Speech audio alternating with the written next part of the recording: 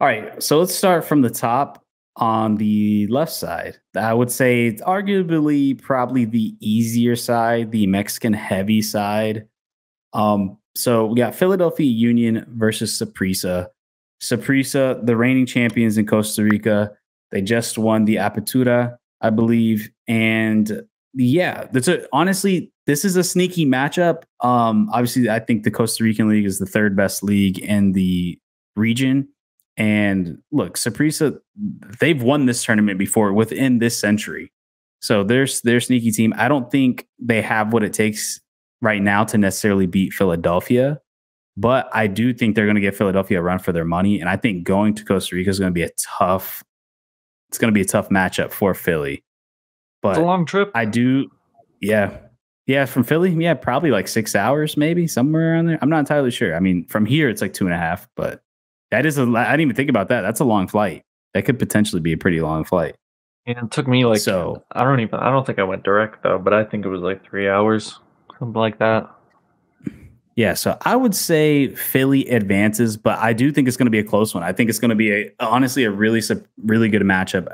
It's probably going to be the only good matchup outside of any MLS versus Liga MX matchups when you talk about another league.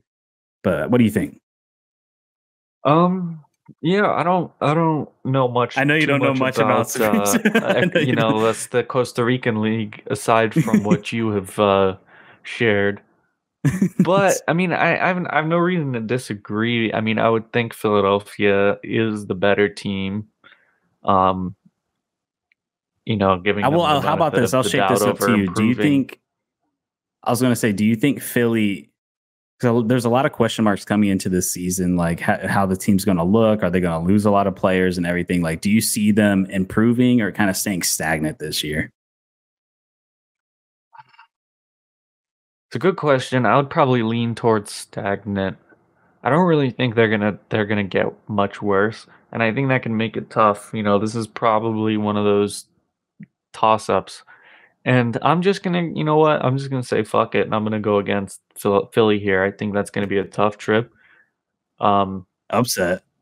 And you've been talking big on that league, so I feel like I gotta pick their champs.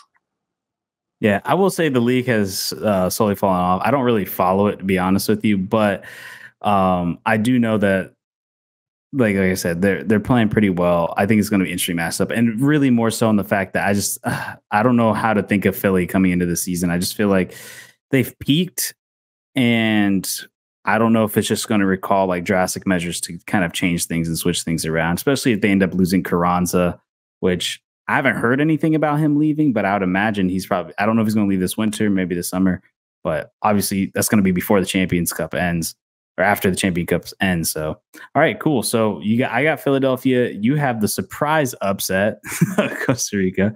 All right, let's go to Toluca and Herediano. And basically Toluca is 12th in Liga MX right now. They just finished the Apertura and had a very poor season this first half, this fall. Not very good. Herediano had finished third in the league.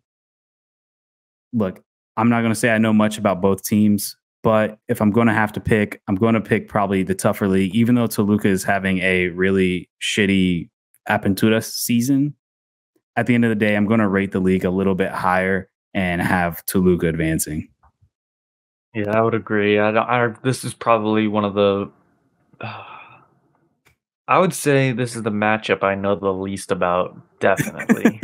I'm just swinging it out here. So, yeah, I know, right? Some of these fucking leagues, it's like shit. Why am I even doing this podcast? Can we just end the episode? I don't know what I'm talking about. All right, guys, see you next week. I don't know what I'm talking about. But no, I would go with the stronger league as well in a situation where I don't know. All right, then we got America versus Esteli. I don't know much about this team. I'm going to go America here. I'm not even going to pretend to analyze this. Let's be real. It's America. Like, they're going to advance. Let's go. I'm assuming you got the same thing. I mean, come on now. They're one of the strongest teams in the entire continent. So why would you pick against them with a team that I don't know where are they from? Nicaragua? I think that's all I know about them. Yeah, they were actually funny enough. They had an incredible upset over Saprissa in the Central American Cup to qualify for the tournament. Because I don't know if you know, for the Central American teams to qualify for this tournament, they have a Central American Cup, and the top four from that cup get into the actual tournament. And they were kind of a surprise team to make it to the final. They upset Saprissa. It was like they're everybody who wasn't Saprissa fans were laughing about the entire time about how they lost to a team from Nicaragua. but yeah, so now we got Chivas Guadalajara versus the first time we're seeing a Canadian Premier League team enter the Champions Cup, the Forge. Look, I've seen Based a out little bit of Hamilton, Ontario, Canada. So just outside of Toronto. I have a friend that lives in Hamilton, funny enough. So look, I've seen a little bit of the Canadian Premier League. I would say it might be a little less on par or maybe close to on par of the USL. So you're basically asking me to pick a team that's definitely a USL level, maybe a little worse, to Chivas. Like, Yeah, it's I'm going with Chivas here. Like, Chivas is advanced. Even with Chivas B team, I think they should easily qualify. Yeah, totally Now we agree. got now we got Now New we got England New Revolution England. versus, I believe this is a Haitian team, CAI. Even with all the things going on with New England, It's I apparently believe I'm not even Panamanian. sure. Oh, Panamanian. My bad. Apologize to the Panamanian fans out there. Yeah, I'm going New England here. I have no reason to pick against them. Look, New England's having kind of a upside down kind of crazy thing. Honestly, do they deserve to be in this tournament in the first place? Not really. The only reason why they did was because Columbus won the cup and also qualified through through their standing in the Supporter Shield race. So that's the only reason why New England's in here. But at the end of the day, they're just going to be even like a B team's going to advance.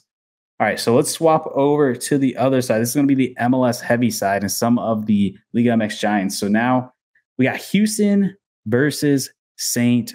Louis.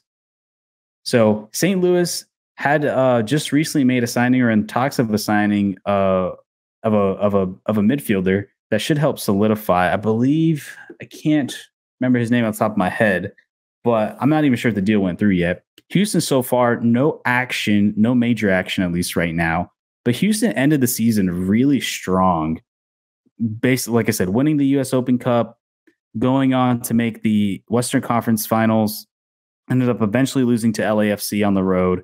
St. Louis getting knocked out early in the playoffs is Kansas City. Look, St. Louis had an incredible run, but I just have the vibe this year that they're going to have an Austin type year and just completely drop. Yeah. Probably not as bad as Austin. I just don't see St. Louis being a top team again this year in this league. I think they're going to probably be about a mid-table team. I think they're going to kind of balance out. I think they came into the league just so like ready and the fans and the emotion and a system that hasn't quite been seen yet in the MLS. And I think it kind of took a lot of people off guard. And I think now they're going to be kind of figured out because honestly, from top to bottom, it's not the most talented team in the world. But I have Houston winning this actually. I think they're a team that's progressively getting better and they're going to make moves. Yeah, and this is something that we definitely talked about when we were making the playoff picks for the MLS Cup. We both were in agreement that St. Louis, congrats. They did incredible. I mean, come on now. For first year debut club to make it to win their conference and make it to the Concacaf Champions Cup is an incredible achievement. And they're going to have, they have some amazing support. That's not up for debate. But we knew that, reality was going to hit. The thing that we weren't sure about was when. I thought it would come a little. We both did. That was the one that we definitely both got wrong. That We thought St. Oh Louis yeah, was that going to upset. get through the Yeah. first round. Yeah, we thought St. Louis was going to get through the first round, and then reality was going to hit. We didn't expect it to come so early, with Houston being on such a hot streak, and St. Louis. I think they're a game off of getting bounced, and we'll see how they start the season. But you'd have to pick Houston here if you've been following what's going on. Yeah. So basically, I got the big signing that they actually had. This is honestly, it's a really good signing. So they signed Danish left back Nicholas Trier for an undisclosed transfer fee from the Danish Super League. From how do you? I don't know if you know how to pronounce. You probably don't know how to pronounce it, but it's like that most popular team in Spell it. Hold on, Midtjylland. Midgetland. Yeah, yeah. I mean, that's what it Midget. is. This Yeah, Midgetland. I don't know, but I know I the know it's a team funny name, obviously. but I'm pretty sure that's how we've always that's Yeah, how we've so always, a at left least me and back my friends, that's how coming. we said it. If any Danish people are watching, please feel free to let us know how to Yeah, pronounce it if I'm wrong. But yeah. If that's and if you're yeah. Danish watching this show, that is wild. So shout out to you. But this guy, 22 years old, he's played for Denmark in some experience. He's also played in Europa League and Champions League competition. So not a big name signing, but these are the type of signings I think you need in the MLS, guys who have really like strong experience in Europe, playing in top competitions, who are young. And I think this is the type of thing the league needs to go for. So I also am not surprised. This is kind of St. Louis's DNA to kind of so far that we've seen that going after a lot of younger Europeans. So Yeah, and yeah, they don't Here's- necessarily care about the name recognition. They will look to these big leagues and say, okay, so what if this guy isn't going to necessarily sell jerseys? He's from an established team in an established league and has experience. It's the same thing with Roman Berkey. I mean, only real like actual fans know who Roman Berkey is. Like, you're not gonna like walk to somebody on the street who just watched the World Cup and just be like, "Hey, do you know who Roman Berkey is?" They're not gonna be. They're gonna be like, "Who the fuck is that?" or you're just a You know? Dortmund fan or Yeah, or a what's it Dortmund fan or a called? A big, Bundesliga fan. yeah, Yeah. Bayern fan or whatever. Um, I and mean, look I at was Klaus. never, I mean, they I can was make a never name for even themselves huge. too. I was never even huge in the Bundesliga. I just, I've just been following the sport long enough that I know.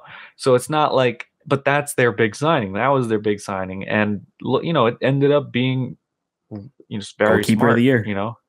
Yeah, goalkeeper Goalkeeper of of the the year, year. all star. Good DP signing. We don't see teams do that because they, like we've said a million times, that teams like to be top heavy with the limited amount of money that they get to spend. But Look at the Joao it Klaus. is I what it mean, is. that's a guy who came out of nowhere in the Brazilian league, came over here. Now he's kind of like, for people who followed the ML, Yeah, even though he was injured a lot, the but when Brazilian he, with Klaus. I even when love to he, make fun of him with it. even when he, even though he didn't play a lot, when he was playing, he made a name for himself. Like I knew his name, like he was scoring out of this, where he's playing really well. So yeah, let's move on to the next game. We got Tigres versus Vancouver. This is a pretty good matchup. I will say Vancouver, obviously, they didn't get in through MLS play. They got in through winning the Canadian Championship Cup. Which, I mean, look, the Canadian teams that get in here, they usually like the Montreal, Toronto. Well, I say Toronto's honestly a really good squad that gets in Yeah, without or they just had throughout a the rough, history. couple of years. No, Yeah, well, since their history, yeah, they yeah. get in. They're usually good team. A lot of these Canadian teams that get in through the cup usually end up never really being super strong. Vancouver's in it again because of that. Look, Tigres, from what all I understand from the people who follow them and follow Liga MX, it's a team that spends a lot of money. They got a lot of talent on that team. They're doing versus Vancouver. Like I don't see Vancouver getting out of this. Tigres is going to advance, in my opinion. Vancouver has just been kind of in that purgatory of just kind of being mid-table, squeezing into playoffs, but never really being super competitive. Yeah, I totally agree. They're not a terrible team. But you look at some of these times, you look at the Canadian Cup final, and it's Vancouver versus Forge. You know what I mean? Like it is one of those. So you're like, shit, Yeah, it's not even fucking Toronto versus Vancouver. Because sometimes it ends up like that, you know. yeah. Sometimes So I think it's most of the not. time, I think the MLS teams come in like the semifinals or like the quarter. I think the MLS teams come in the quarterfinals, and most of the time they end up facing each other. And look at this year: Toronto sucked, Montreal sucked, Vancouver was probably the best out of the three. So it's like Vancouver, yeah, I guess they're the best team in Canada, but that's not saying much. So it's like, Yeah, all exactly. All right, right, let's next matchup. Orlando Fucking versus Christ, man. the Calvary. So Orlando Calvary is from Canada. So this is another Canadian team. I don't recall seeing the Calvary in Canada. I guess so. Anyway, another Canadian team Calvary from versus Calgary. Orlando. Calgary. Yeah, I guess so. Yeah, The Calvary from Calgary Calgary. Cavalry. Gosh, say that 10 times fast. Yeah, I'm gonna go I mean, Orlando shit, the here. fucking Forge is the Hammers because they're in Hamilton. The Hamilton, they should just call themselves the Hamilton Hammers. I don't know the This missed sounds opportunity like there, but Canadian, like this sounds like Canadian football, like American football. This sounds like Canadian football league. So those yeah, weird names. Yeah, shit. I'm going Orlando here. They, Orlando's yeah, honestly, look, as a Miami fan, Orlando's a good team. They really started to click towards the end of the season. They're playing well. They have a lot of talent. They could be honestly a sneaky favorite in this tournament that can surprise some people. I think they're really good. Look, they pushed Tigres to the end last year, and the only reason why they didn't advance was because of the away goal thing, which I don't think is a thing anymore. I think they got rid of it with this new rendition of the Champions Cup. I would have to double check that, but I'm pretty sure it isn't. I'm pretty sure they got rid of the away goal advantage, which I've always thought was kind of stupid anyways. I'm glad that it's no longer a thing. But yeah. I mean, you shouldn't ask me how I feel about it as an Arsenal fan, so I'd be biased. So Yeah. amount of times in the Champions League. It's dumb. I'm glad that I hope Yeah. I'm almost positive it's no longer in it, but I'm pretty sure it. I'm not entirely sure. All right, now let's go to Monterrey versus Comunicaciones, which is based out of Guatemala. Look, Monterrey, one of the best teams in the nation, One of in the best the teams, yeah, continent. exactly.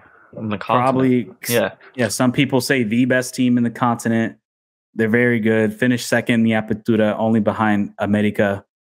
Look, they played really well, made it to the semifinals of the Leagues Cup, and then lost in penalty kicks to Nashville. So this is a team that's going to compete. They're going to be right there in the semifinals. They're going to dog walk Comunicaciones. Yeah, this is going to be easy. Comunicaciones, even though they're in first in the Guatemalan league in their division right now, their record's not that great. I mean, It's the wins, Guatemalan 5 league. draws, 7 wins, 5 draws, 4 losses in the Guatemalan league. You'd have to think they're going to get pretty much trounced in this one. Adam, you could probably play there, man. Yeah, shit, yeah. I've said for my only issue has always been my stamina. I never had the discipline to get myself up there. I could run for 90 minutes, but I really couldn't give it all for 90 minutes. And if I could, you never know. I could probably fooled a few people. All right, so here's the next game. This is the one I got mixed up with the Cavalry. This is Cincinnati versus the Cavalier, based out of Jamaica. We have Cincinnati, who's just beefed up their defense, adding Miles Robinson. And if they're able to keep Barrial and everybody else on that team, which it seems like they're going to, outside of Brandon Vasquez, who actually just went to Monterrey to help beef up that team. That's a really big signing from Monterrey. Could potentially, let's be real, they're probably going to end up meeting each other. So that's going to be a really cool comeback for Brandon Vasquez to go back to Cincinnati in the Champions Cup. So yeah, Cincinnati is the easy advance. Obviously, MLS Cup contender coming into this season. The Jamaican team, Cavaliers, just not going to have a chance. And arguably, they're the second best team in the MLS. We both thought that Columbus versus Cincinnati game was the decider. So they're a good team, and you're right. With bringing back all those people, they can't be counted out. And Cavalier, in the Jamaican Premier League, are is it going on right now? I'm sure. Why wouldn't it be? It doesn't snow there. 7 wins, It 3 draws, and 2 losses. So doesn't they're in snow fourth there. position. Yeah, I mean, yeah, they're in fourth position in the Jamaican Premier League. So even more reason why I think they would have a tough time of it. Yeah, if they were like undefeated, like absolutely ran through the Caribbean Cup, like then I'd be like, oh shit, maybe. But no. All right, last and final game, we have Nashville versus Mocha FC out of the Dominican Republic. I like that name. That's kind of cool. So yeah, I play for Mocha FC. Mocha FC. Yeah, I can So see it's it. I like can the see it. I the see the it. dar. Well, what's their derby? Mocha FC versus Coffee FC. Cafe. I don't know. Mocha FC versus Cafe FC. Yeah. I don't know. Either way, Nashville advances here. Nashville Yeah, made to the Nashville. finals of the League's Cup. I would say underperformed in the playoffs. This is going to be a team who, look, they haven't lost anybody. I think they're going to continue to kind of be where they're at. I do think they still need a couple pieces on the midfield, but as long as you have Hani Mukhtar and now Sam Surridge and a stout defense, look, they're going to be doing things. So I think Nashville's going to advance and face Miami, which is going to end up being a pretty close match, closer than you might think. But yeah, those are predictions for the CCC, the new rendition of the CONCACAF Champions League, now the CONCACAF Champions Cup. And yeah,